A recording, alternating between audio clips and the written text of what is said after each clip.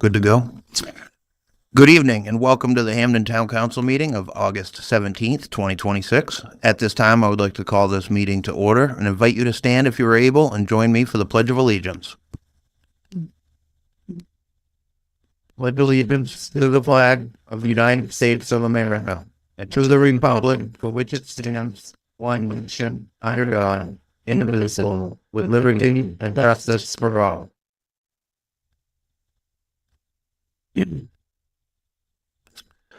At this time, I will accept a motion to approve the agenda. Do I have a second? Second. If there are no corrections, adjustments, or questions, I will ask for a roll call vote, please. Approve. Aye. Aye. Aye.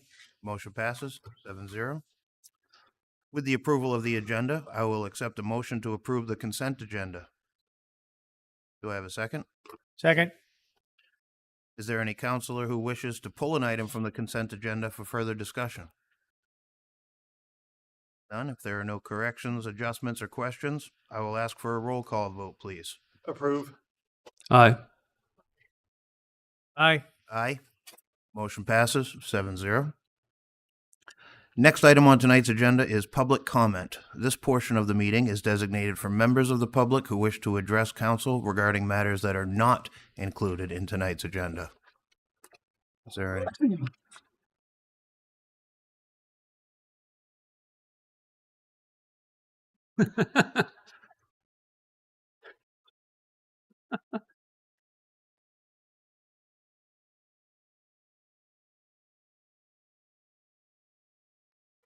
Linda Balcourt from Hamden. I watched the town council meeting on July 20th where Councilor Jarvie mentioned in his closing comments that he felt that Chief Bailey should be invited to one of the council meetings to speak to the council and to the residents of Hamden as to what our reaction or policy would be if ICE agents should show up in Hamden and the challenges that we face as a small community. I do not feel that as a resident, this is necessary. I do not feel that I need to be reassured as to how Chief Bailey and or his police department would handle this. I have full confidence that they could handle this in a very professional way, as I have never seen anything but that from any of these officers. I feel that it is overreaching for anyone to question how they may react in any situation, as we have an excellent police force. I feel that we have to have trust in our police department to do the right thing. Thank you. Thank you, Linda. Ron?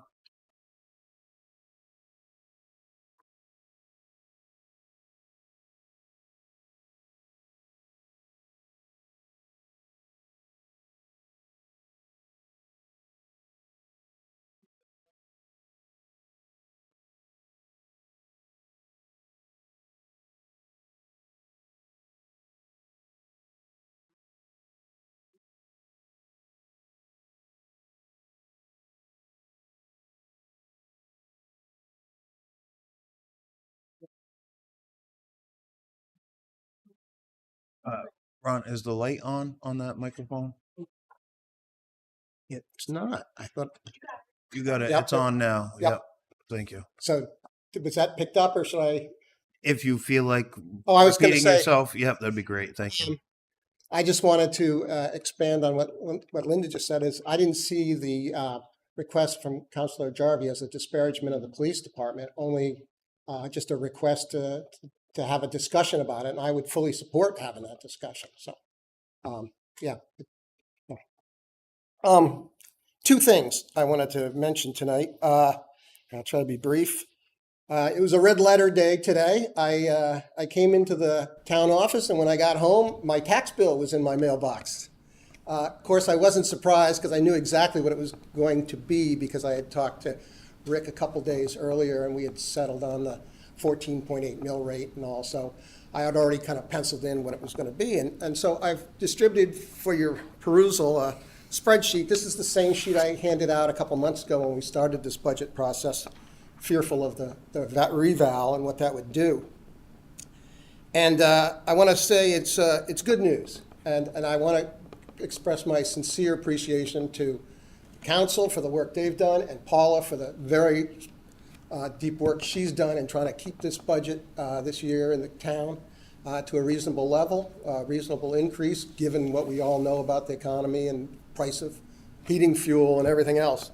And also to us to reach out to the school board and give them the kudos they deserve too. And I pass this out because in the kind of the center right there, you see this year we had a school local revenue increase of 1.3%, which I thought was excellent. A town increase of 3.2%, which I thought was excellent. And unfortunately, a county increase of 16%, although it's a small fraction of the overall charge. It's still a significant increase.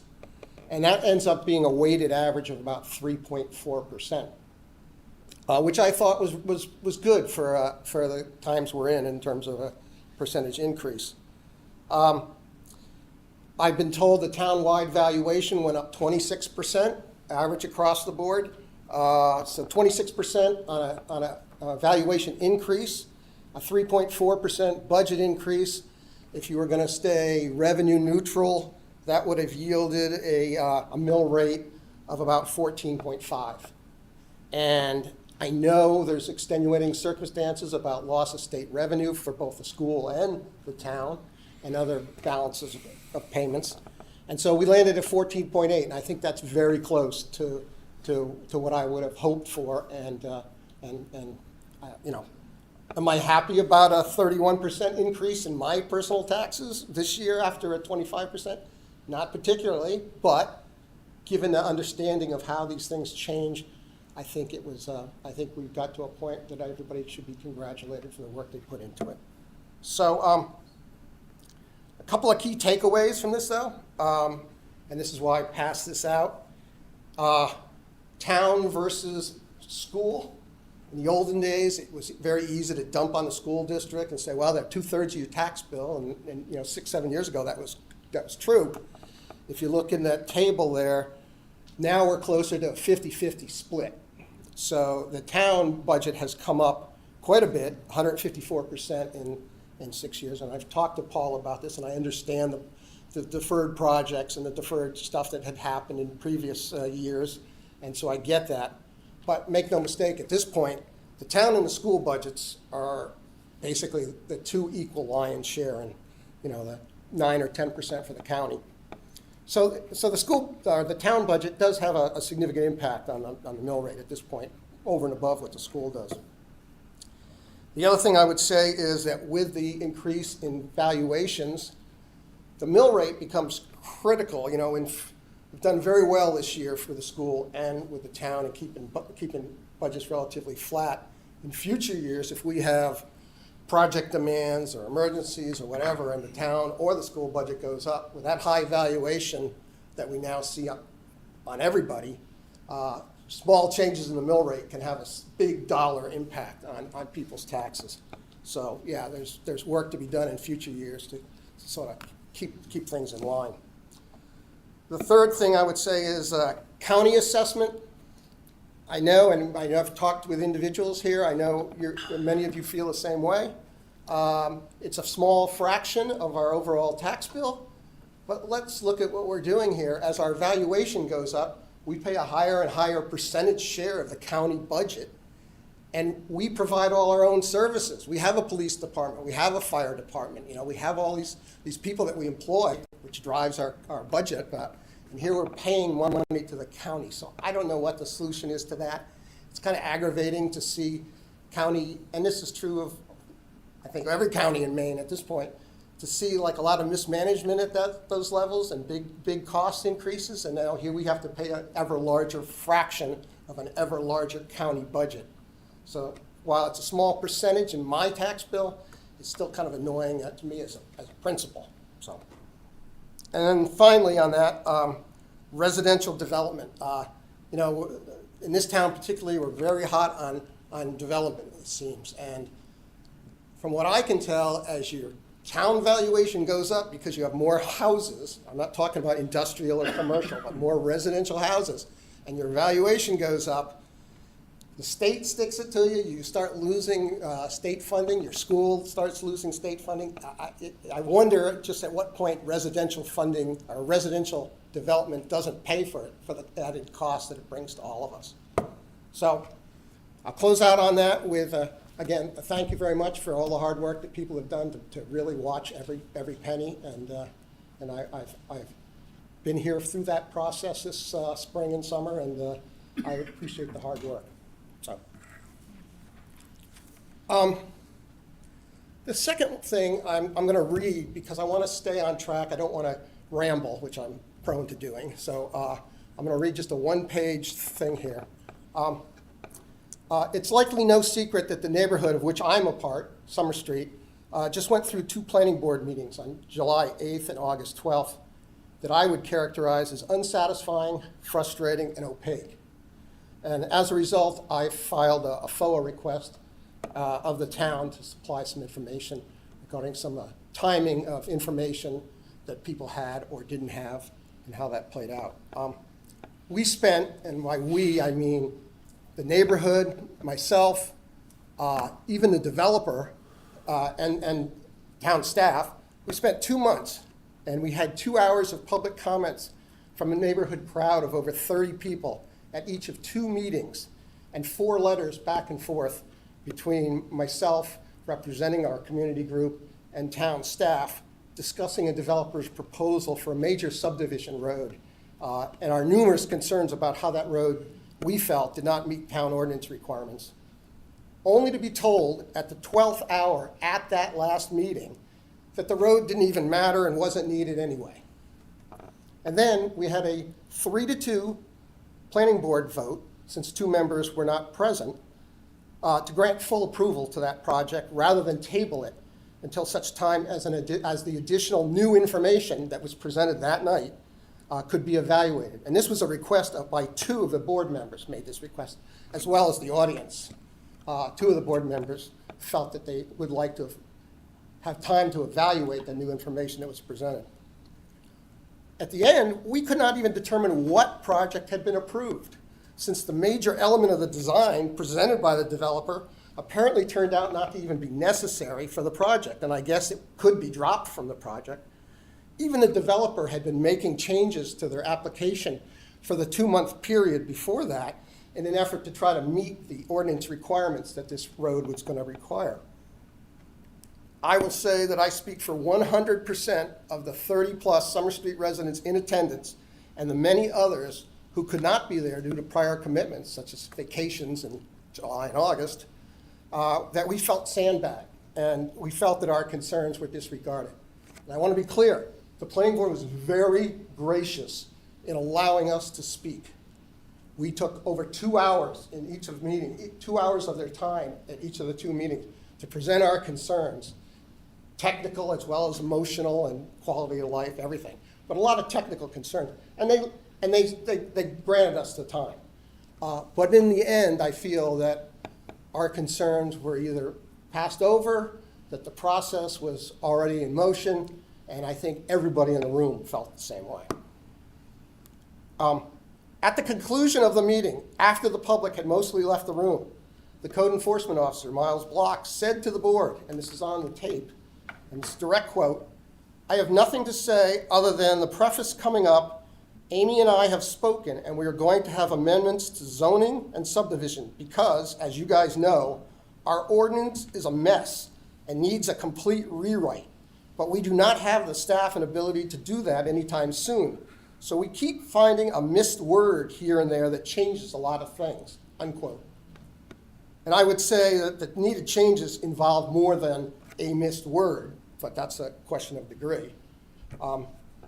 As a result, a very large number of your residents, your voters, came away feeling that the process outcome was predetermined and every accommodation was being given to the developer to the detriment of the residents. We have a whole bunch of questions as to the timing and sequence of information that was available to, or should have been available to, the town staff and made public. So I'm hopeful that my FOA request will shed some light on the planning process here. So thank you very much. I appreciate that. ability to present that to you, and I'm sure you'll hear more about it. Thank you, Ron. Much appreciated. Really appreciate your words and your attitude displayed tonight. Appreciate that. Told my mom to stay home.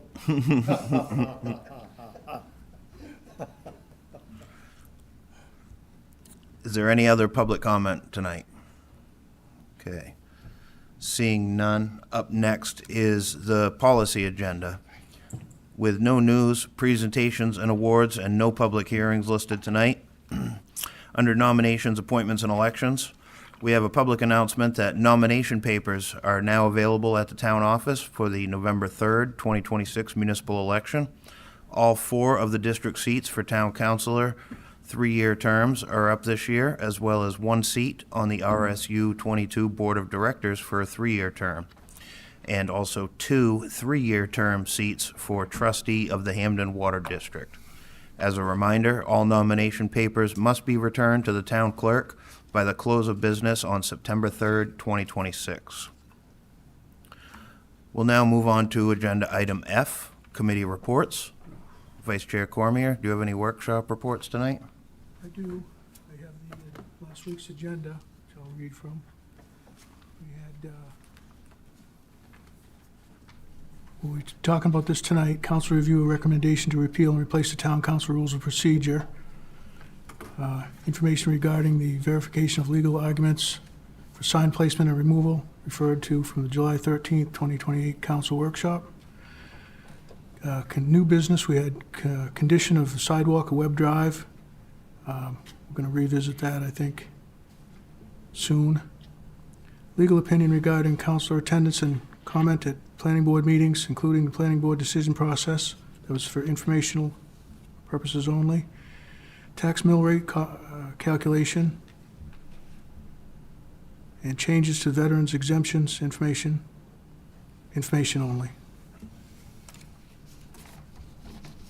Bear with me.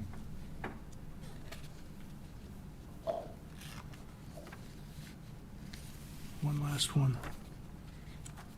Council discussion to permit the Director of Public Works to waive the bid process and single-source electrical upgrades needed for the new compactors at the transfer station by working directly with Hampden Electrical. We'll be discussing that tonight as well and voting on it. Thank you. Thank you, Mr. Vice Chair. John, did you have any environmental committee reports tonight? Has there not been one? No? Okay. No, it hasn't been one. Next month. Thank you. Having no unfinished business listed tonight, we'll now move into new business. The first item of new business tonight is council consideration of a proposed amendment to the town council rules of procedure. This was referred from the August 10th workshop. Information on this can be found on pages 49 through 62 in tonight's packet. Do I have a motion to bring this to the floor? Mr. Chairman, I move repeal of the council rules of procedure originally adopted on January 22nd, 2020, and then the consideration and adoption of the revised rules of procedure as written and presented on August 10th, 2026, and in our current council packet. Second. Okay, with a motion and a second. Is there any public comment on this agenda item?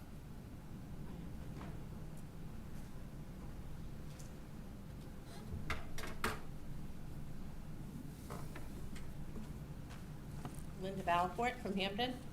I just have, we had discussed, or we talked about on public comments under section 3.1 about sending in emails to get answers. It says specific questions, while encouraged to be asked at the meetings, but they're gonna turn around and then we're gonna have to ask at the meetings, and then we're gonna have to email the individuals to get a response. But by doing so, we're not really being transparent to people to get a response of what the outcome is. Not, I mean, they won't know because it's gonna be answered to the individual receiving it. So I had mentioned that possibly, having it brought to the council meeting and then put in the minutes, and then eventually when everything came about and they had a response, that maybe they could bring that to one of the meetings. That way we'd have people out there in the audience that are either watching or in the public would know what we're talking about and then get a response.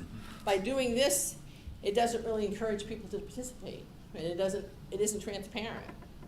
It's all done. I mean, if that's the case, why attend if I'm gonna be sending you an email and then not being able to get an answer? But that's just a concern I have. I just don't think it's transparent enough, and it doesn't encourage enough participation by the public. Thank you.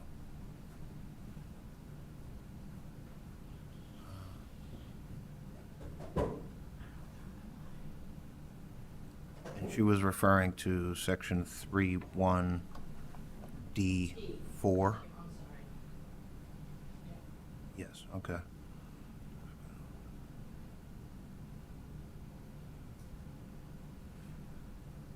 Any other public comment? Seeing none, we'll move into council discussion. Mr. Jarvie? Mr. Chair, as maker of the motion, thank you for granting me first opportunity to speak to it. I rise in support of the motion on the floor. I was, in consultation with staff, was the one who really suggested that the best approach to this, given the magnitude of changes in the new rules of procedure, required a repeal of the original procedures adopted in 6 years ago and consideration of the new document in total. We certainly had significant discussion on many points that tried to fine tune. The first thing I would say in essence for discussion tonight, and I would ask ask council to not spend time on grammatical or punctuation changes. I think that we can certainly leave that up to staff to make those kind of changes under Robert's rules. That's not something that I think requires amendments to this procedure. But I think if council does have significant procedural kinds of changes, that is something that could be considered under an amendment. Number two, you will notice that I went to great lengths to try to address the idea of free speech. And I went back into legal documentation. There is now a subsequent footnote number 2, which actually tries to address the concept of free speech while giving the council chair and ultimately council still the opportunity to potentially address disruptions to the meeting. And that's, I think, what's key. And there's a number of things that could end up in disruptive behavior, but it certainly gets away from our concerns about the language that we thought was in violation of the amendment. Relative to, I did listen to counselors, although I was not in favor of it. I did change to 5 minutes for public comments. I thought that was a reasonable request. But relative to the concern tonight about transparency, several council members addressed the issue of transparency. And I think transparency is important. But I would remind the public, and I would remind all counselors, that anybody is entitled to put something on the agenda with appropriate notice. And I would make the argument that, quite frankly, if there is a question that, quite frankly, does require significant public transparency and comment after it's been proposed and after we have all the facts, I would encourage either the council member who has received those questions or the member of the public to, in fact, exercise their right to put it on a subsequent agenda. That's defined, the mechanism is defined, and so there is a mechanism to allow for that transparency moving forward. The reason I still feel that specific questions should not be addressed at a meeting is we oftentimes don't have the necessary facts and data that are needed to actually constructively approach that.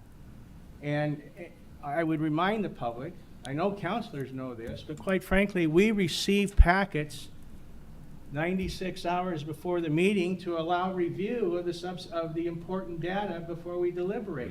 And to, I think, be presented with a question and expect immediate response from the public is denying council that opportunity to have sufficient information in front of them to successfully debate the issue.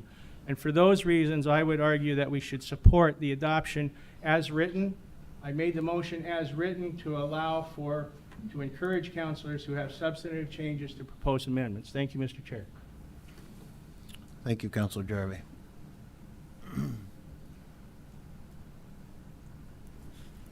Any questions or comments from Mr. Well, Barber? I may not speak as clearly and formally, and I have no notes, but I will be supporting this motion. Two areas of concern I'll just share. One is strictly for commentary, and the other is a question of my fellow counselors. One of the concerns I have under public comment, quite frankly, is, oh, I just said quite frankly. Stole the chair's thunder. Gets into the area of mutual respect, decorum, the difference between spirited debate and attacks on people. And I'm just going to say, I will support this as written. But there are tendencies and movements, to some extent locally, but actually nationally, that show a general distrust of government, including at the local level, and an organized attempt to weaken it.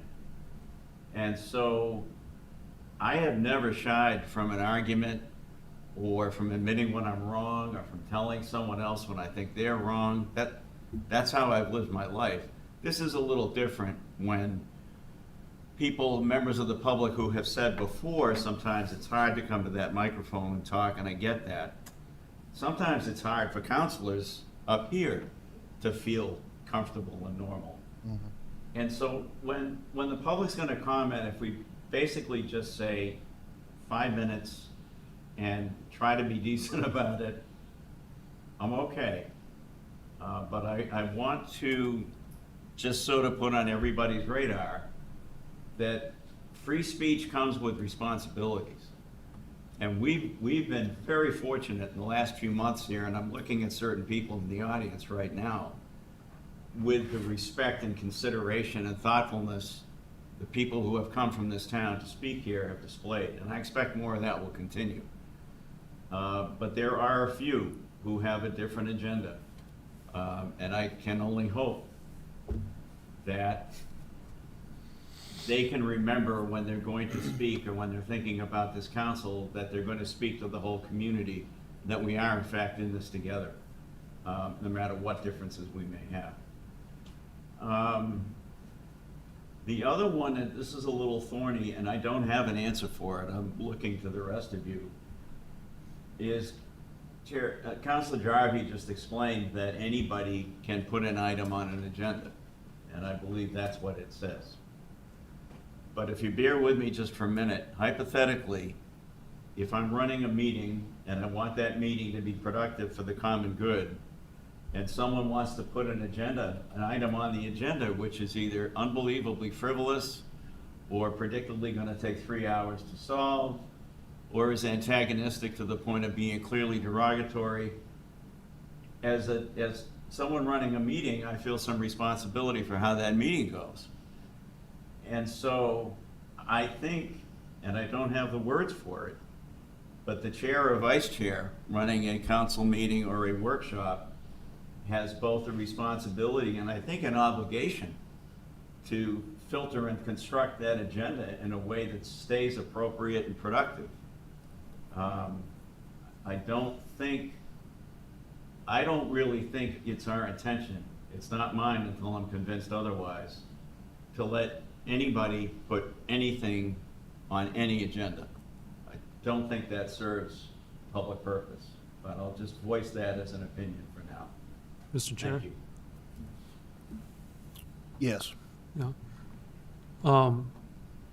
To address Counselor Marble's statement, if during a meeting a counselor wanted to amend our agenda, it would require approval of the rest of council. And I'm wondering if maybe a similar tack could be taken with proposed agenda items, that we'd accept proposed agenda items if the majority of council approves it. Just an idea. Mr. Jarvie? Mr. Chairman, I think the concerns about abuse of the agenda, well-founded. There's a mechanism in Robert's rules that recognizes, without a motion, nothing can move forward. Number one. So quite frankly, if council felt that a proposed agenda item was out of order, frivolous, derogatory, inflammatory, or anything else, without a motion, it won't even proceed. That's in our rules of procedure that requires a motion for discussion. Yeah. Number two, the chair or vice chair, whoever's running the meeting, again under Robert's rules and again under our rules, proposed rules of procedure, has an authority to find a motion out of order. If in fact that motion is decided to be out of order, it would be killed by a decision of the chair with one exception.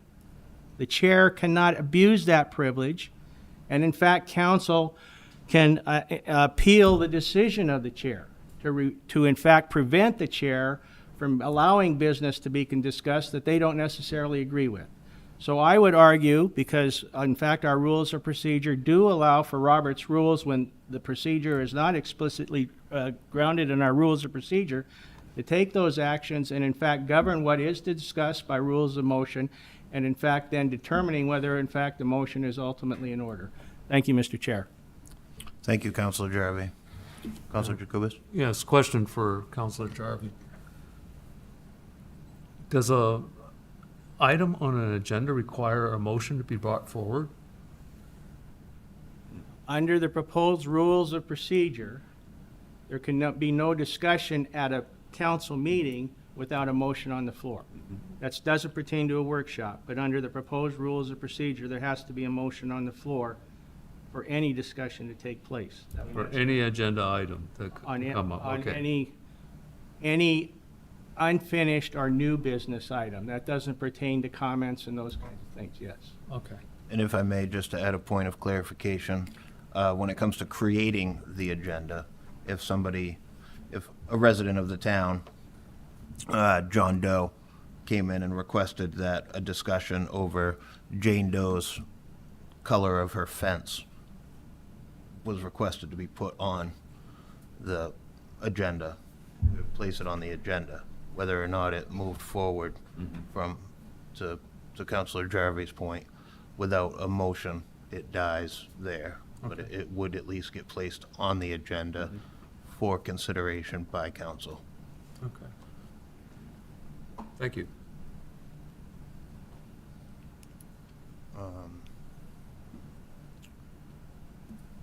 I appreciate Councilor Jarvie's revisiting Section 5.5 and adding in that second footnote to ensure that the language of Section 5.5 doesn't specifically outline a means or a mandate that would be in violation of someone's freedom of speech.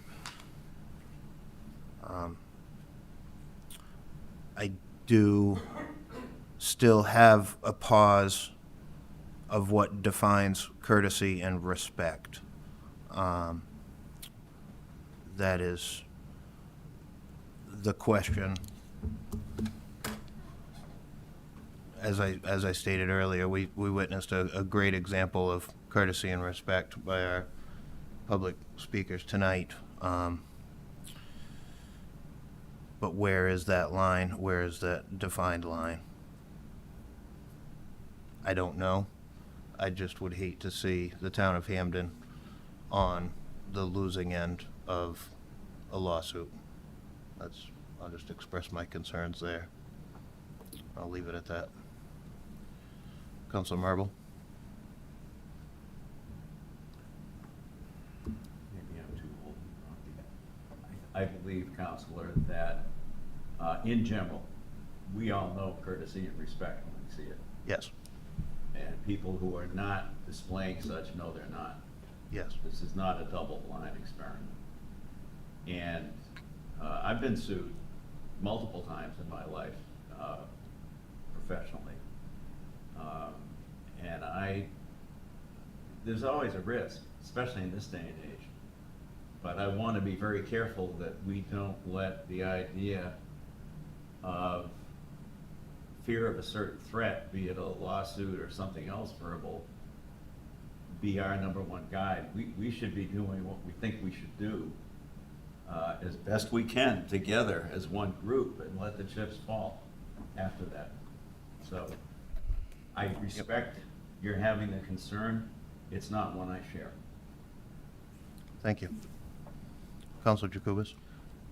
Yes, at our last meeting, the question of defamation came up, and you were questioning, I guess my interpretation, maybe, or Eric's interpretation of what defamation was, and I like to come back and say that I think you were right, but I still would hope that we could conduct our meetings and hear public testimony with some guidelines of decorum that may be outside the strict definition of defamation. And when appropriate, I'd like to yield to the floor to hear what Linda has to say too. Okay, Okay. thank you. Linda, would you like to come to the podium? Yes?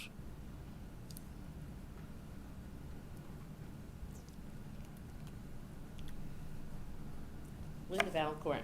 I at no time was trying to be disrespectful. I think last week when I brought to the council about the rules and about this particular one about the public comment, I brought a feeling that I thought would be helpful, and I thought I brought a solution.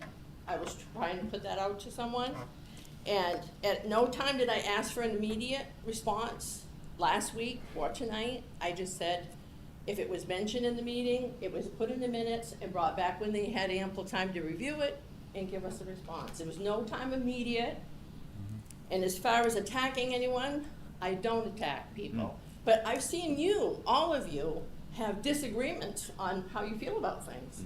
So if I feel differently about what you're saying, or he's saying, or she's saying, I should be able to voice that without saying that I'm attacking someone. Or my agenda is not the agenda that you share. I just don't agree. And I'm not on the council, I'm in the public. I'm trying to get an understanding of how it works, and it shouldn't be talked to or reflected upon that I'm doing something negative because I'm questioning it. I think that's how the whole country was created. Absolutely. Thank you. Thank you, Linda. Now, I'd like this one to go on. Kick it. I think it's got light coming in from the window. You have to keep talking. You're good. Why is it so shiny? Yep. All right. Thank you, Linda. Counselor Jarvie? Mr. Chairman, I will point out for the benefit of counselors and the public that the legal opinion holds that courts have held that the First Amendment requires a person's speech to a city council meeting must actually disrupt the meeting. Disruption, I think, is the key. It must be disruptive to the meeting. And that's what constitutes consideration of potentially removing them from the dais or potentially even closing the meeting. And it goes on to talk about profane language and all those kinds, but disruption is the key. Yes. More importantly, and I think council has to recognize it, this for the first time gives councilors a definitive mechanism to in fact govern our own. Because we all know there's been instances where council has in fact probably been more guilty than any member of the public in violating and causing disruption to council meetings. And this provides for that mechanism. Yes. So I would suggest that, yes, well, things like disorderly and disruptive, disorderly and profanity and those kinds of things may be open to interpretation. The threshold is a disruptive to the normal process of the meeting. And that's very clearly outlined in the footnote relative to this particular issue. Thank you. Yes, thank you. And for clarification, the footnotes are going to stay in the rules of procedure As written, yes. as written? Okay. Yep, good. Thank you. I mean, that's why I specifically made the motion as written, so all footnotes which are supporting that particular piece will be in the document. Included, yep. Great. Thank you. Kiki? Mr. Chair, I was in support of this as it is written. I want to thank you for spending, Ms. Marjorie, so much time. I think there are changes that are consequential in this new rules of procedure. And personally, I wouldn't want to change anything.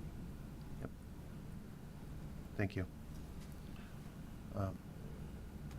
Just to be clear, I do also rise in support of this motion as written, and also express my appreciation for the work that Councilor Jarvie has put into this, very much so. Do I have any objections from council to allow Mr. Hydo a moment to speak? Ron, would you mind?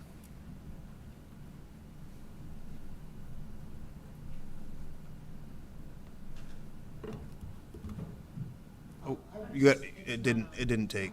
It's the sun coming through. It is. Looks like There it's we go. on. There you go. Thank you. I would like to highlight an example that I witnessed here just a couple of meetings ago in this decorum versus First Amendment tug of war that I think violated two aspects. I saw a public speaker launch a direct personal attack on Councilor Cubberly at a meeting, which I think was both disruptive to the meeting as well as violating another tenet of, I think, Section 5, which is that public comment should be directed to the council chair for precisely the reasons you say, which is directing comments to an individual counselor and expecting an immediate response. They do not speak for the board, and they probably don't even speak for themselves on the issue because of not knowing all the other aspects of it. So I think there is a lot of room to say this is a civic setting, and we need to maintain a level of decorum that should be expected there, especially in coarsening times such as we're experiencing. So I encourage moderation between First Amendment and decorum issues. Thank you. Thank you, Mr. Hydo. Much appreciated. Valuable input. Any further comments or questions of council before going to a vote? Seeing none, roll call vote, please, John? Approve. Aye. Aye. Aye. Aye. Aye. Motion passes 7-0. The next item of new business tonight is a vote for council authorization to permit the Director of Public Works to waive the bid process and single-source electrical upgrades needed for the new compactors at the transfer station by working directly with Hamden Electric. This was requested by Director of Public Works John Clements, referred from the August 10th workshop. Information on this can be found on pages 63 through 66 in tonight's packet. Do I have a motion to authorize? So moved. Second. With a motion and a second, is there any public comment on this agenda item? Seeing none, do we have any questions or comments from the council? Councilor Jacobus? Yes, it's more or less a question. I'm familiar with the state of Maine's bidding process. In the state of Maine's bidding process, they call it a sole source request, a sole source bid, and it has certain criteria that have to be met in order to qualify as a sole source bid. Does the town have a similar procedure, or do you just go strictly to what were we calling it, a no bid process, or a no, so that we don't have to take a bid? I think I'll let Paula answer that. Yeah. So we don't have anything specifically delineated within the bid policy for sole sourcing or single sourcing, other than reference to the fact that on request by the town manager, the council can waive the bid process Okay. in situations where there may only be one vendor that provides the product, or it's an emergency situation, a time-sensitive situation, those types of things. So there is a mechanism within the policy to allow to waive the bid process. And it always goes before council then, rather than, let's say, your decision when this comes up. Right, I'm supposed to write the reasoning why, which in my memo, which would be the reasoning why I'm asking for the waiver or Right. the single source. Yeah, I certainly understand the reason for the single source, and I guess my only concern is that if there is, let's say, a new vendor or somebody else that's trying to improve their business, that they don't have the chance and to bid to this. And with that sole source process that I was referring to, again, it has very specific criteria that have to be met to qualify. And I was just trying to see, what's fair to the general public versus what makes sense. Because I've certainly been in your situation. You know who you want. It's a good product. You don't want to waste time, and you want to go forward with it. But at the same time, there may be somebody else out there too that that could use the work. So. Thank you, Counselor. Mark, you have, I'm all set. Thank you. you're all set. All set. I would like to rise in support of this authorization, whereas typically I am against waiving the bid process because, as you just stated, I do like to give people the opportunity to put in a bid, to put their best foot forward.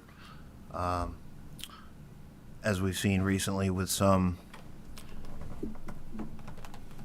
low bidders and the work that has gone on, we've had to backtrack and has ended up costing us more money in the long run. I feel strongly that Hamden Electric, with their intimate knowledge of the location, the facility, what work needed to be done, what work they've done to get it to the point that it's at right now in preparation for this next moving forward, that they gave us a fair price. That's just my 2 cents on it. Councilor Jarvie?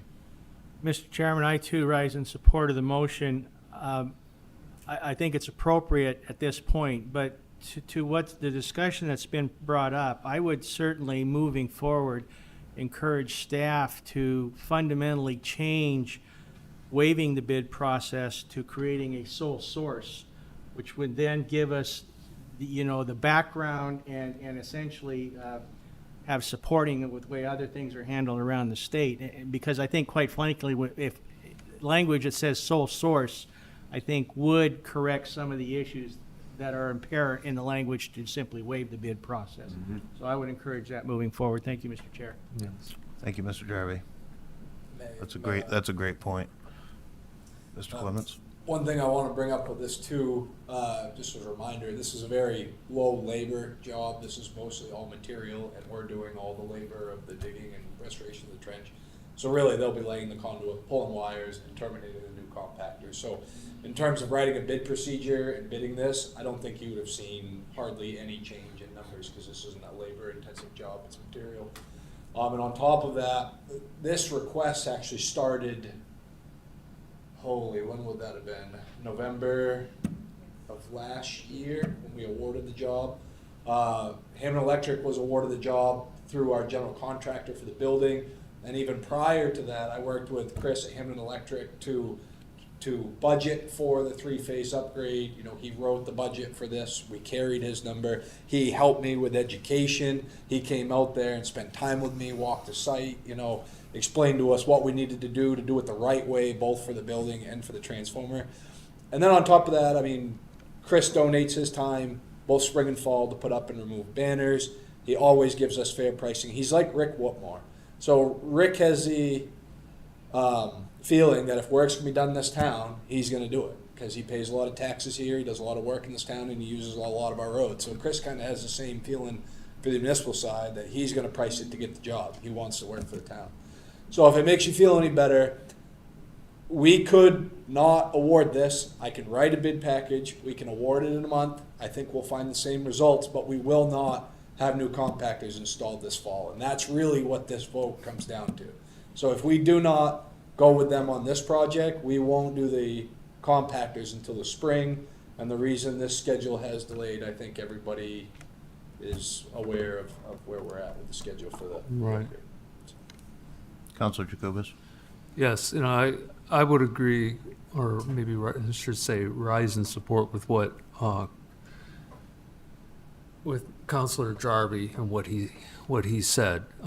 For many of the reasons that you just gave, I think you could craft a sole source bid to include those reasons for why you want to go with this contractor. Sometimes it takes a little bit creative thinking about how you're going to put that together, but I believe that you could do that, and it'd just be a little bit cleaner process and probably more transparent for the rest of the public if we did it that way.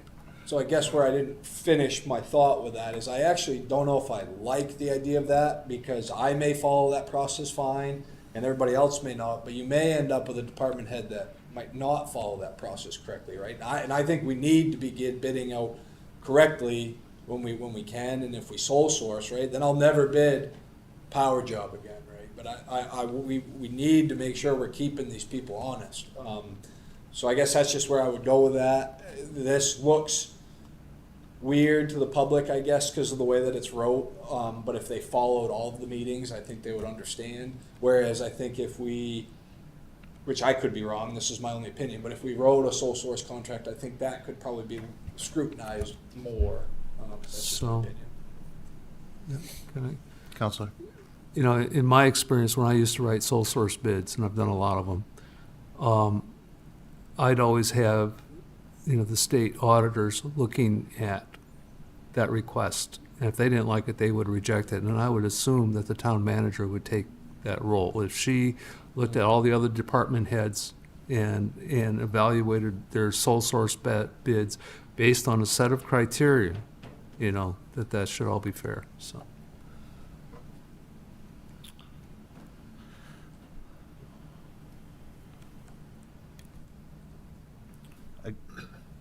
John? I don't know if this is the right time to bring this up, but should we be putting this on a workshop? Is your mic on? Oh, sorry. Should we be putting this on a workshop, the part of changing the process or making available an additional process to go from waiving bids to a sole source Absolutely. contract? Is that something we should be considering, Paula? I believe. I have wanted to rewrite the bid policy for about 6 years. Haven't gotten there yet. So I do agree that So if we put it on a workshop, you'd be forced into doing that. Kick me into gear, right, a little bit. I do believe that there is some room for both. I think that there's room for maintaining a bid process, but also to allow for the situations such as we find ourselves in right now, where we may need or want to single source a vendor. Yes. Sorry to go sideways there a little bit, John, so. No, it's great discussion. Thank you, counselors. Any further questions or comments from council? Roll call vote, John? Approve. Aye. Nay. Aye. Aye. Aye. Motion passes 6-1. Next item of new business tonight is a vote for council authorization to permit the Director of Public Works to pay Hamden Electric an amount not to exceed $31,473 from Solid Waste Reserve Account 3-777-00 for the electrical upgrades needed for the new compactors at the transfer station. This has been requested by Director of Public Works John Clements. This was also referred from the August 10th workshop. Information on this vote can be found on pages 67 and 68 in tonight's packet. Do I have a motion to authorize? Second. With a motion and a second, is there any public comment on this agenda item? Seeing none, do we have any questions or comments from the council?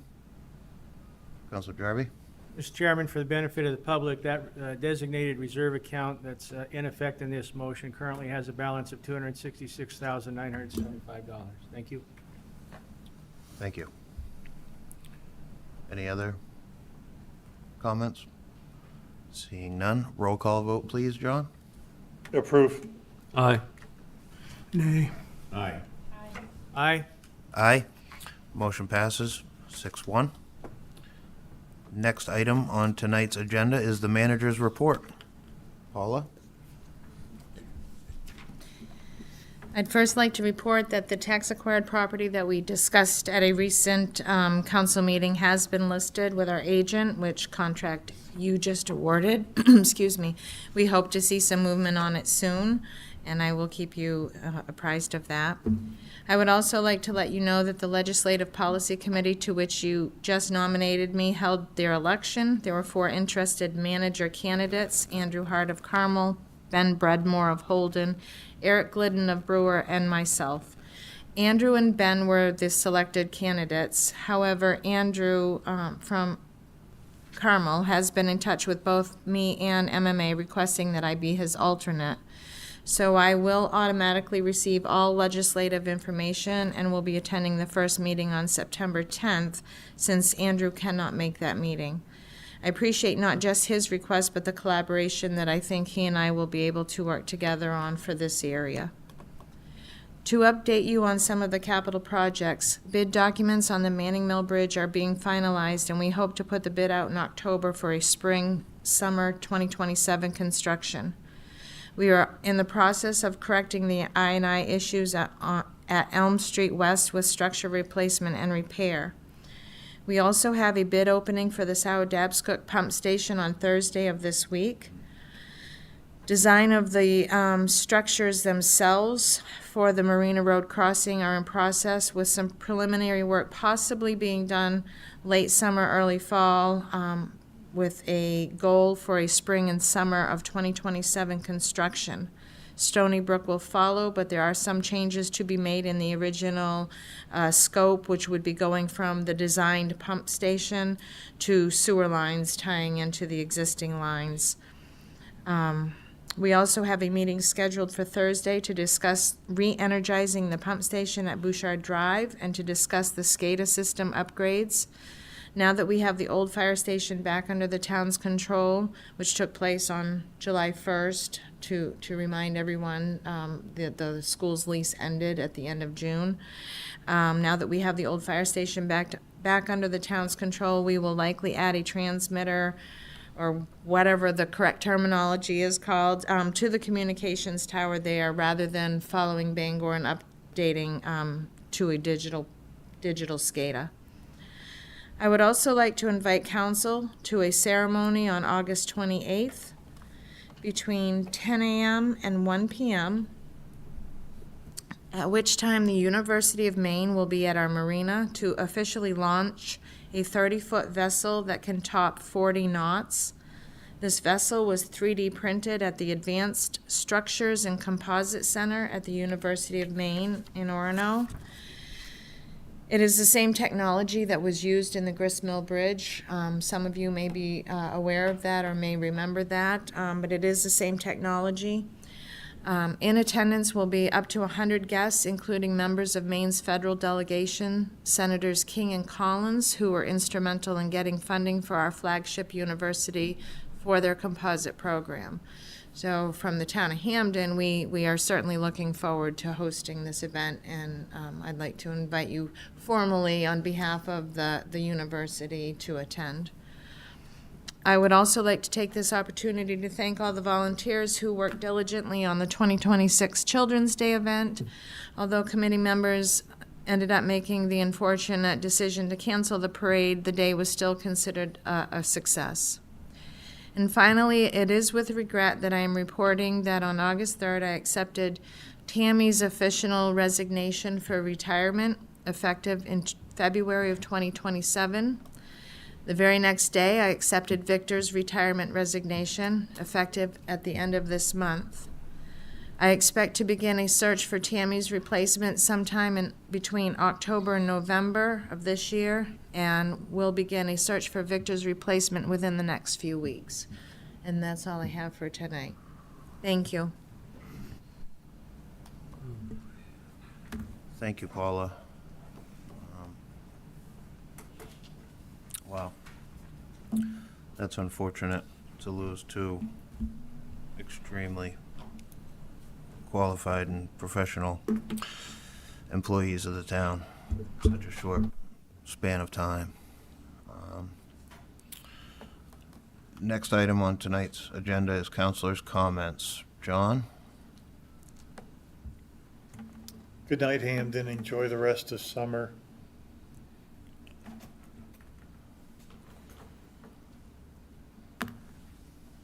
Good night, Hamden.